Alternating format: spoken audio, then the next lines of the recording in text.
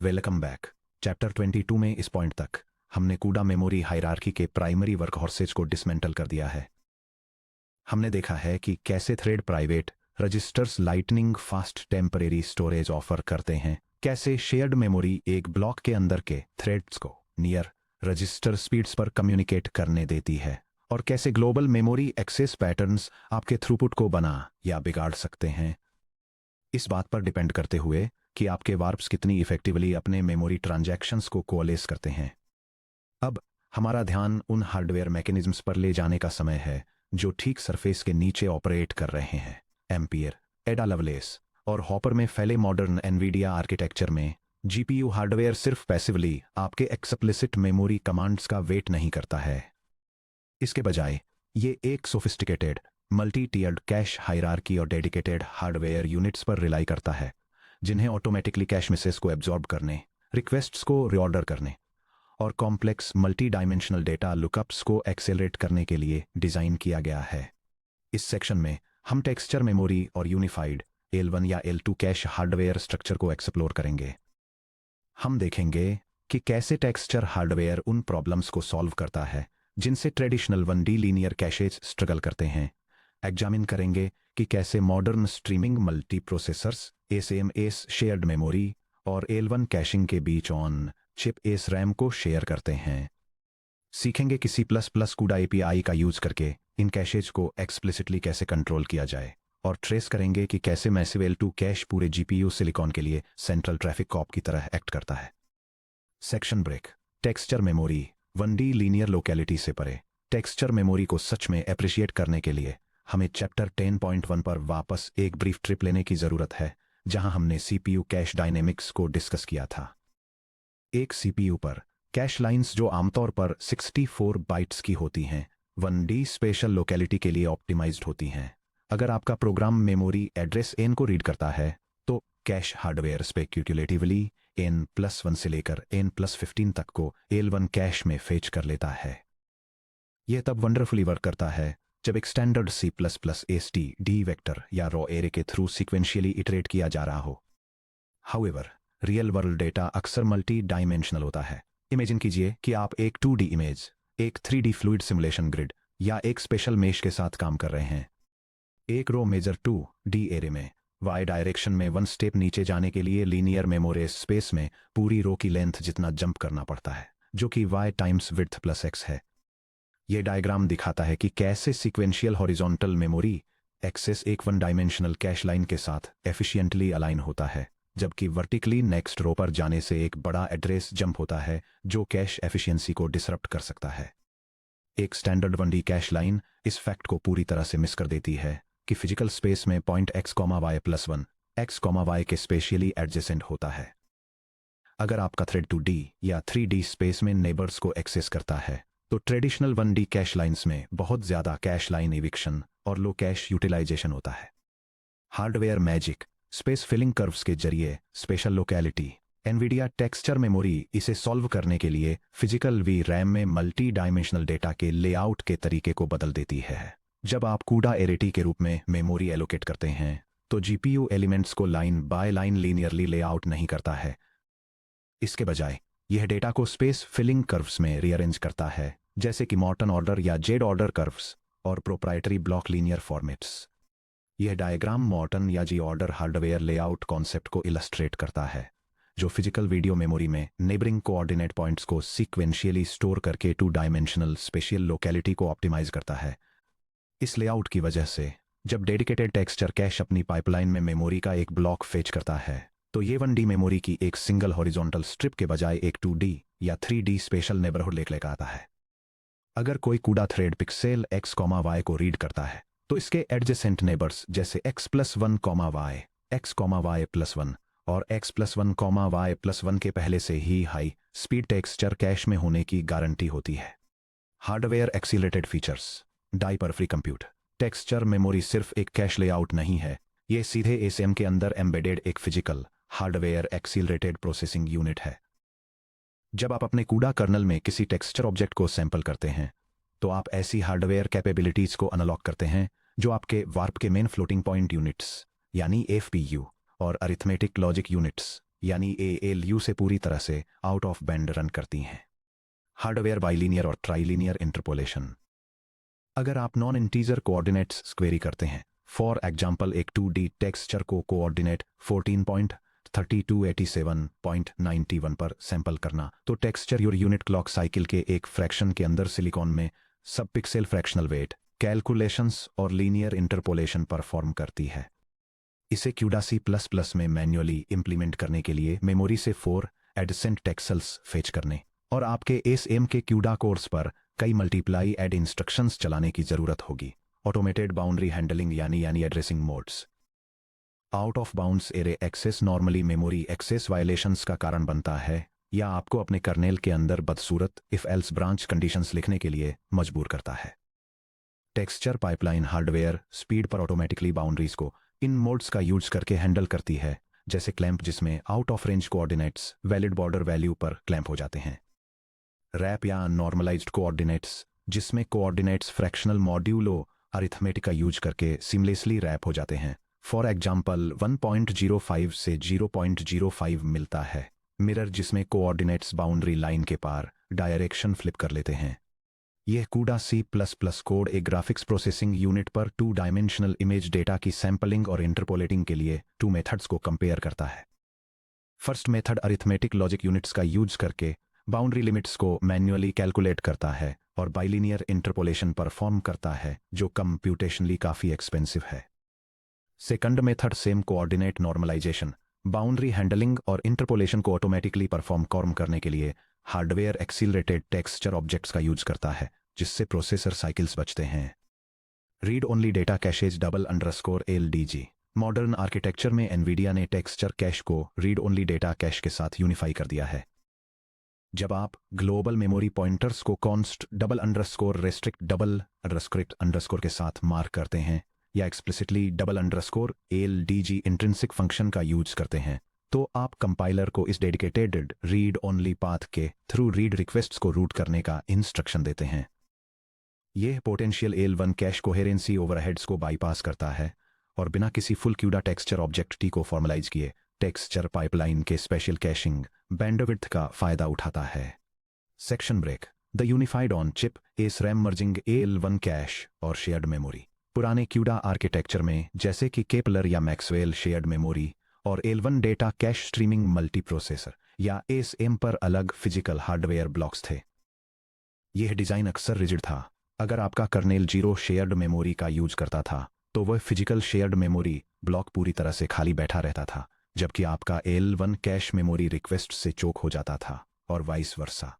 वोल्टा architecture से शुरू करके और एम्पियर, एडा लवलेस और हॉपर में इसे रिफाइन करते हुए एनवीडिया ने ASM के इंटरनल मेमोरी पाइपलाइन को रीडिजाइन किया। उन्होंने शेयर्ड मेमोरी और AL1 डेटा कैश को हर SM के लिए एक single unified high speed on chip SRAM block में कंसोलिडेट कर दिया। यह डायग्राम एक ग्राफिक्स प्रोसेसिंग यूनिट के स्ट्रीमिंग मल्टीप्रोसेसर के इंटरनल आर्किटेक्चर को दिखाता है। यह दिखाता है कि कैसे unified on chip memory software controlled shared memory और हार्डवेयर कंट्रोल्ड लेवल 1 कैश के बीच बंटी होती है, और इसके साथ ही इसमें warp, scheduler, floating point course और टेंसर कोर्स जैसे कंपोनेंट्स भी होते हैं। कॉन्फ़िगरेबल SRAM पार्टीशनिंग। चूंकि AL1 और शेयर्ड मेमोरी बिल्कुल सेम फिजिकल SRAM में होते हैं, इसलिए मॉडर्न आर्किटेक्चर डेवलपर्स को वर्कलोड की डिमांड के हिसाब से इस मेमोरी को डायनेमिकली री-पार्टीशन करने की परमिशन देते हैं। उदाहरण के लिए एक Nvidia ampere GA102 SMMR SM128 kilobytes का यूनिफाइड SRAM होता है। एनवीडिया हॉपर GH100 इसे बढ़ाकर पर SM मैसिव 228 किलोबाइट्स कर देता है। आप कॉन्फ़िगर कर सकते हैं कि इस SRAM का कितना हिस्सा explicit programmer managed shared memory के रूप में रिजर्व रहेगा और कितना हिस्सा हार्डवेयर के लिए AL1 डेटा कैश के रूप में छोड़ दिया जाएगा। अगर कोई कर्नेल अनप्रेडिक्टेबल एक्सेस पैटर्न्स वाले ग्लोबल मेमोरी एल्गोरिदम पर बहुत ज़्यादा डिपेंड करता है और शेयर्ड मेमोरी का यूज 0 है, तो आप लगभग पूरे SRAM पूल को AL1 कैश में एलोकेट कर सकते हैं। अगर कोई दूसरा कर्नेल शेयर्ड मेमोरी के जरिए कोऑपरेटिव थ्रेड कम्युनिकेशन का बहुत ज़्यादा यूज करता है, तो आप शेयर्ड मेमोरी के लिए SRAM का 99% तक हिस्सा निकाल सकते हैं। ASM पाइपलाइंस से कनेक्ट करना। चैप्टर 19.4 को याद करें। चैप्टर 19.4 से याद करें कि हर एसएम को प्रोसेसिंग सब कोर पार्टीशंस यानी प्रोसेसिंग ब्लॉक्स में डिवाइड किया गया है, जिनमें से प्रत्येक के पास अपने खुद के वार्प शेड्यूलर, रजिस्टर फाइल्स और एग्जीक्यूशन यूनिट्स होते हैं। जब कोई थ्रेड एक global memory load instruction LDG issue करता है तो रिक्वेस्ट यूनिफाइड एसरैम में जाती है। L1 हिट अगर requested cache line L1 partition में मौजूद है तो डेटा अल्ट्रा लो लेटेंसी के साथ डेस्टिनेशन रजिस्टर में वापस आ जाता है, जो आमतौर पर लगभग 30 से 40 क्लॉक साइकिल्स होता है। L1 मिस रिक्वेस्ट को तुरंत क्रॉसबार स्विच के जरिए नीचे क्रॉस एसएम L2 कैश में फॉरवर्ड कर दिया जाता है।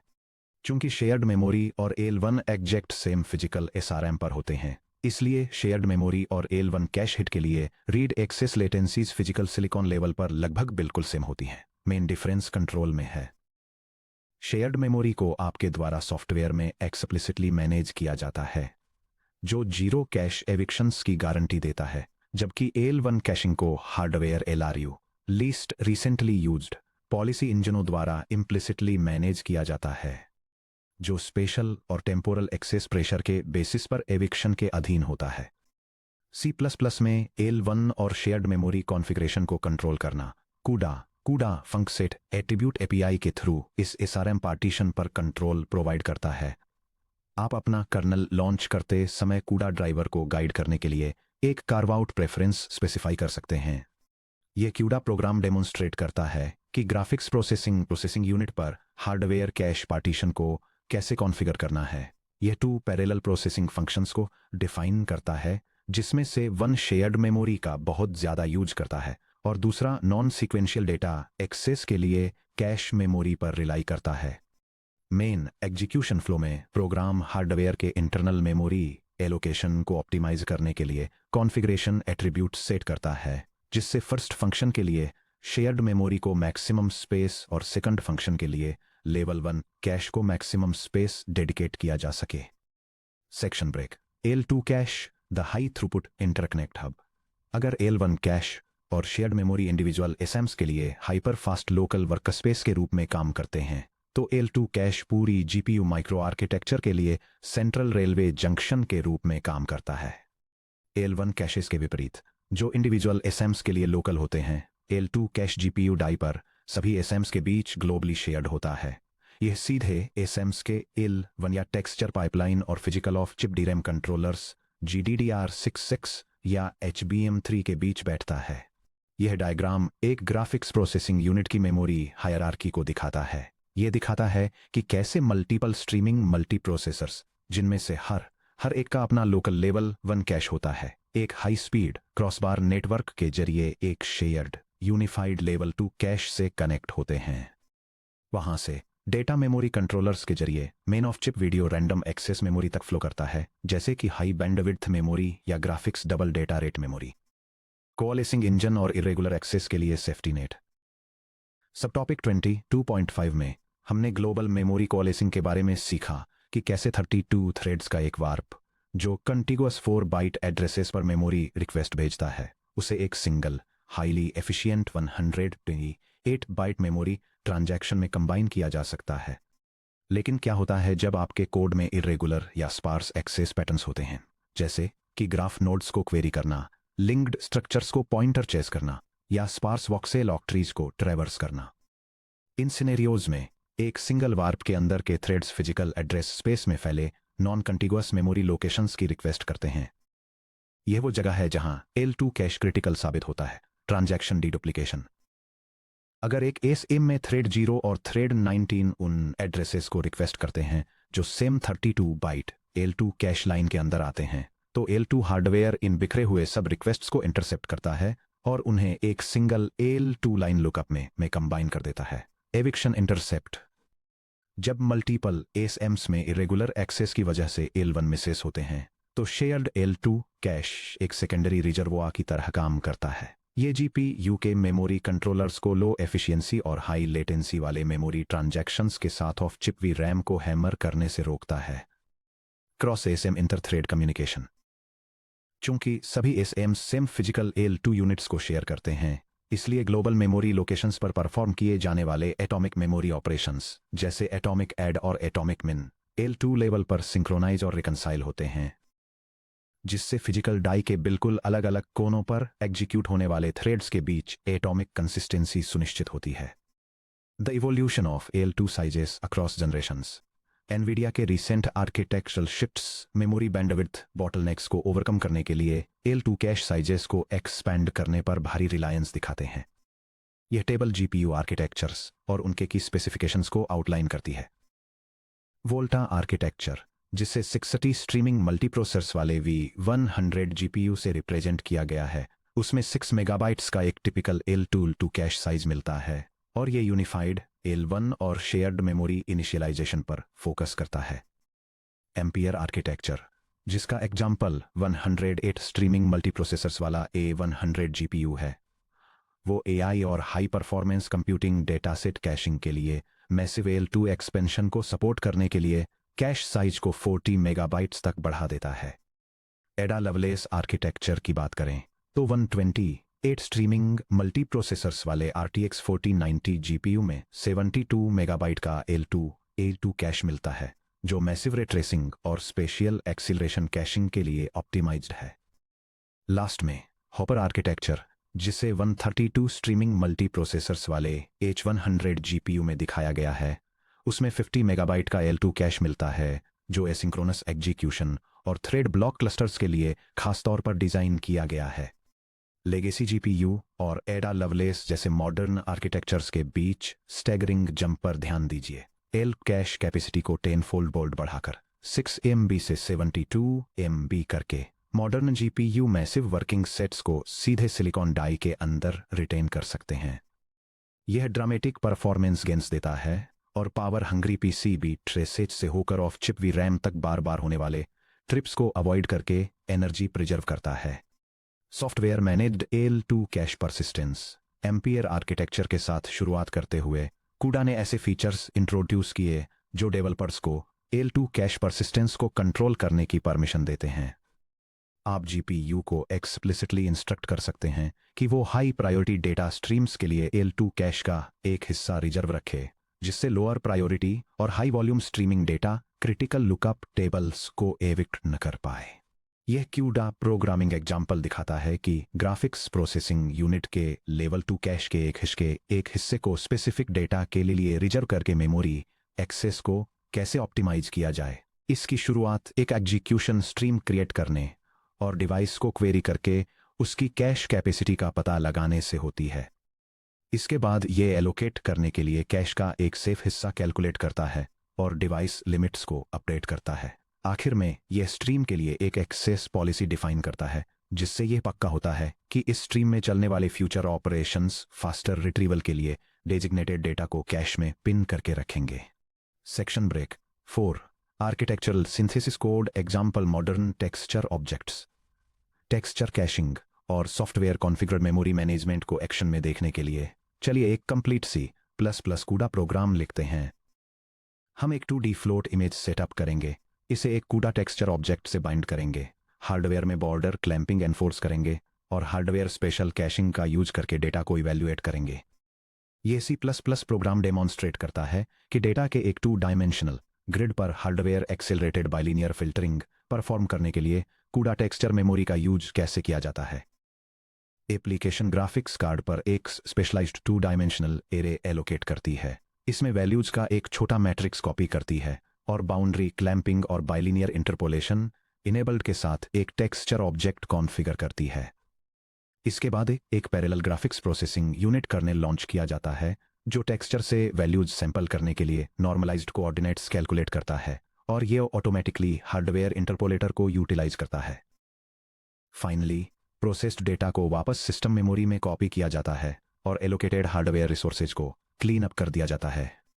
सेक्शन ब्रेक 5 आर्किटेक्चरल मैप सब टॉपिक 22.8 के लिए प्रिपेयर करते हुए अब हमने CUDA मेमोरी हायरार्की में हर एक स्ट्रक्चरल टीयर को एनालाइज कर लिया है, इंडिविजुअल रजिस्टर्स से लेकर कर dedicated SRAMs, unified caches, shared AL2 interconnects और ऑफ चिप VRAM तक। इससे पहले कि हम सब टॉपिक 22.8 पर आगे बढ़ें, इन कॉन्सेप्ट्स को अच्छी तरह समझने के लिए जहां हम एक comprehensive optimisation decision matrix establish करेंगे और end to end benchmark comparison perform करेंगे, चलिए मैप आउट करते हैं कि ये लेयर्स स्कोप, लेटेंसी, बैंडविड्थ और सॉफ्टवेयर कंट्रोल के मामले में एक दूसरे से कैसे रिलेटेड हैं। कॉम्प्रिहेंसिव कूडा मेमोरी एक्सेस मैप। ये आर्किटेक्चरल डायग्राम एक ग्राफिक्स प्रोसेसिंग यूनिट के अंदर मेमोरी हायरार्की और डेटा फ्लो को इलस्ट्रेट करता है, जो अलग अलग मेमोरी टाइप्स के बीच के रिलेशनशिप्स को दिखाता है। यह स्ट्रीमिंग मल्टीप्रोसेसर को डिटेल में दिखाता है, जिसमें ultra fast registers, shared memory और L1 कैशे में divided unified on chip static RAM और एक रीड ओनली टेक्स्ट कैशे शामिल हैं। ये कंपोनेंट्स एक हाई स्पीड इंटरकनेक्ट नेटवर्क के थ्रू एक शेयर्ड L2 कैशे से कनेक्ट होते हैं, जो ultimately high capacity, higher latency off chip global memory या वीडियो रैम से लिंक होता है। यह डायग्राम GPU मेमोरी सिस्टम की हर लेयर के अक्रॉस लेटेंसी, बैंडविड्थ और एक्सेस स्कोप में होने वाले ट्रेड ऑफ्स को हाईलाइट करता है। Architectural property summary table. यह table various GPU memory tiers को hardware scope, software accessibility, latency, bandwidth और प्राइमरी यूज केसेस के टर्म्स में कंपेयर करती है, जो स्पीड और कैपेसिटी के बीच एक क्लियर ट्रेड ऑफ दिखाती है। सबसे ऊपर रजिस्टर्स एक सिंगल थ्रेड के लिए स्कोप्ड होते हैं और इन्हें वेरिएबल्स के जरिए एक्सप्लिसिटली एक्सेस किया जाता है। ये सबसे फास्टेस्ट टीयर हैं, जिनकी लेटेंसी अराउंड 1 साइकिल होती है और बैंडविड्थ 30 टेराबाइट्स पर सेकंड से ज़्यादा होती है, जो हॉट स्केलर वेरिएबल्स के लिए आइडियल है। इसके बाद शेयर्ड मेमोरी और L1 कैश दोनों लोकल स्ट्रीमिंग मल्टीप्रोसेसर को टारगेट करते हैं, जिनकी लेटेंसी अराउंड 20-30 साइकिल्स और बैंडविड्थ 15-20 टेराबाइट्स पर सेकंड होती है। हालांकि शेयर्ड मेमोरी को इंटर थ्रेड कोलैबोरेशन के लिए एक्सप्लिसिटली कंट्रोल किया जाता है, जबकि L1 कैश को एक हार्डवेयर सेफ्टी नेट की तरह इम्प्लिसिटली मैनेज किया जाता है। टेक्सचर कैश, जो कि लोकल स्ट्रीमिंग मल्टीप्रोसेसर लेवल पर ही होता है, उसे Text2D जैसी API के जरिए एक्सप्लिसिटली एक्सेस किया जाता है, जो 30-50 साइकिल्स की लेटेंसी ऑफर करता है और स्पेशियल लोकेलिटी के लिए 10-15 टेराबाइट्स पर सेकंड की बैंडविड्थ देता है। कांस्टेंट मेमोरी एक्सप्लिसिट एक्सेस के साथ ग्लोबल GPU स्कोप प्रोवाइड करती है और वॉर्प्स को रीड ओनली पैरामीटर्स डिलीवर करती है, जिसकी लेटेंसी ब्रॉडकास्टिंग के दौरान अराउंड 2-30 साइकिल्स और बैंडविड्थ अप टू 15 टेराबाइट्स पर सेकंड तक होती है।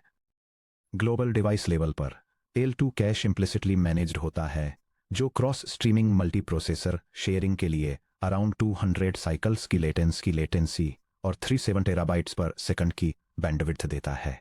Finally global memory primary high capacity VRAM payload की तरह सर्व करती है।